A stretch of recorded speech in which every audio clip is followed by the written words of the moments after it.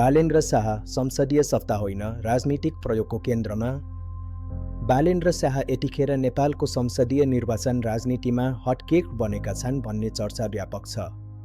सामाजिक सञ्जाल, सहरी युवा वर्ग र तथाकथित जेएनजी आन्दोलनपछि उनको नाम एक किसिमको राजनीतिक प्रतीक जस्तै प्रस्तुत भइरहेको छ। तर यहाँ बुझ्नै पर्ने कुरा के हो भने संसदीय निर्वाचन कुनै स्थानीय निर्वाचन होइन। स्थानीय चुनावमा व्यक्तिगत लोकप्रियता, आक्रोश र प्रतीकात्मक विद्रोहले काम गर्न सक्छ, तर संसदीय चुनाव भनेको संगठन, गठबन्धन, पैसाको शक्ति र राज्य संयन्त्रसँग जोडिएको कठोर राजनीतिक युद्ध हो। राष्ट्रिय स्वतन्त्र पार्टी रासपाले बालेनलाई प्रधानमन्त्रीको प्रस्तावित अनुहारका रूपमा अघि सार्नु आफैमा ठूलो राजनीतिक दाउ हो। तर यो दाउ सफल हुन दुई असम्भव जस्तै देखिने शर्तहरू पूरा हुनै पर्छ। पहिलो, रासपाले कुनै चमत्कारिक रूपमा एक्लै बहुमत ल्याउनु पर्छ। दोस्रो, स्वयं बालेन्द्र शाहले जाता क्षेत्र नम्बर 5बाट प्रत्यक्ष निर्वाचन जित्नुपर्छ। यी दुवै शर्त पूरा हुनु अहिलेको नेपाली राजनीतिक संरचनामा सामान्य होइन, असाध्यै कठिन छ। झापा 5 कुनै साधारण निर्वाचन क्षेत्र होइन। यो क्षेत्र नेकपा एमाले, राप्रपा र सत्ता राजनीतिका पुराना खेलाडीहरूको प्रयोगशाला रहँदै आएको छ। राजनीतिक वृत्तमा राजेन्द्र लिङ्गदेन र केपी शर्मा ओली बीच कुनै न कुनै किसिमको अघोषित समझदारी रहेको चर्चा नयाँ होइन।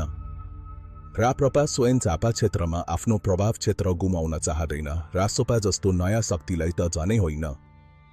अर्कोतर्फ नेपाली काङ्ग्रेस र नेकपा एमाले बीच विगतका निर्वाचनहरूमा देखिएको नरम अदृश्य समझदारी नेताहरूका बीचमा अहिले पनि धेरै क्षेत्रमा जीवित छ।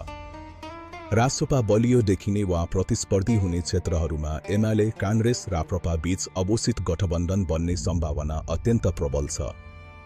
नेपाली राजनीतिमा हात्तीको देखाउने र चपाउने दाँत फरक हुने पुरानो अभ्यास आज पनि उस्तै छ।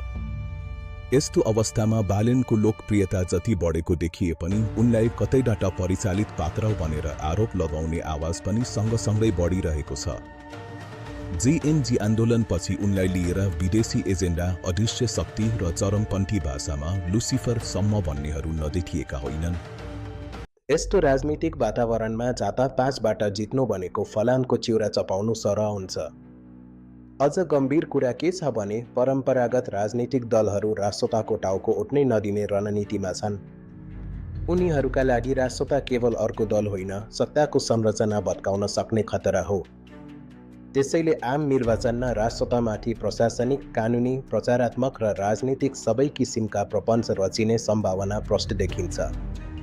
कथम कदाचित रासपा ठूलो दलका रूपमा उदायो भने पनि बालेन्द्र शाहलाई प्रधानमन्त्री स्वीकार गर्न पुराना दलहरू तयार हुने कुनै सङ्केत छैन। संसदीय अङ्कगणित मिलाएर राष्ट्रपति, सभामुख गठबन्धन र बाह्य समर्थन प्रयोग गरेर उनलाई पन्छाउने सबै सम्भावित उपाय अपनाइनेछ।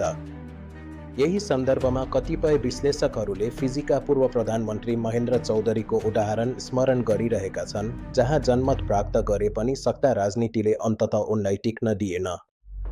नेपालमा पनि बालेनलाई प्रतीक बनाउने तर सत्ताको केन्द्रमा टिक्न नदिने कुनै दीर्घकालीन राजनीतिक खेल चलिरहेको हो कि भन्ने प्रश्नलाई नजरअन्दाज गर्न मिल्दैन।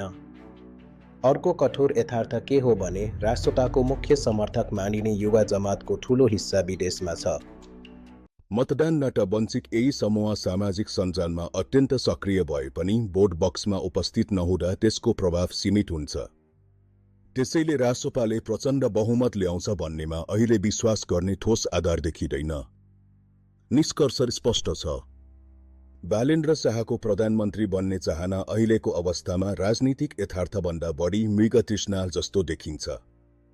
हो, यदि जनताले साँच्चै रासपालाई अप्रत्याशित बहुमत दिए भने नेपालको आर्थिक र राजनीतिक संरचनामा हलचल आउन सक्छ।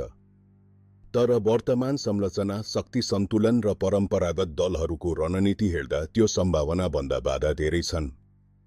नेपाली राजनीति भावनाले होइन, अङ्कगणित र शक्ति सन्तुलनले चल्छ र यही यथार्थले आज बालेनको राजनीतिक भविष्यलाई कठोर प्रश्नको घेरामा राखेको छ। धन्यवाद। यस्तै सामग्रीको लागि लाइक र फलो गर्न नभुल्नुहोला।